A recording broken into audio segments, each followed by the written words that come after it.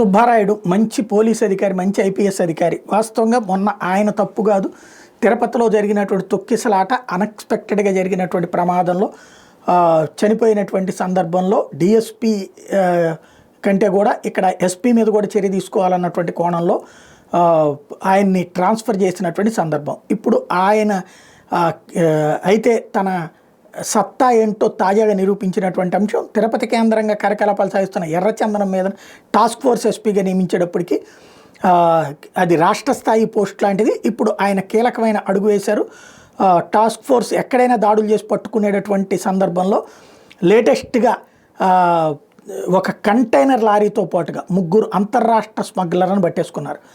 ఇందులో వచ్చేటప్పుడు చిత్తూరు నగరం జిల్లా కలెక్టరేట్ నుంచి కొన్ని కిలోమీటర్ల దూరం వెళ్తే రాష్ట్ర సరిహద్దు దాటేసి తమిళనాడులో అడుగుపెట్టేటటువంటి చోట గుడిపాల మండలంలోని 3 గ్రామాలు దాటితే అంతర్రాష్ట్ర సరిహద్దు వస్తుంటుంది. అక్కడ అటవీదారి నుంచి వచ్చే రోడ్డుని ప్రధాన రహదారిలో కలిపేందుకు అండర్ పాస్ ఉంది. అక్కడ సుబ్బారాయుడు కాపు కాస్తే ఆ రూట్లో వెళ్తున్నటువంటి కంటైనర్ని ఆపి చెక్ చేస్తుంటే ఆపగానే స్మగ్లర్లు అందులో వాళ్ళు పారిపోయారు.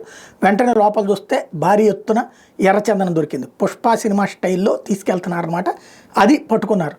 తద్వారా ఇప్పుడు ఎర్రచందనం సంగతి తేల్చే పవన్ కళ్యాణ్ ఫీలింగ్ ఏదైతే ఉందో దాన్ని నెరవేర్చే డ్యూటీ ఆయన ఎత్తిన పెట్టుకున్నారు.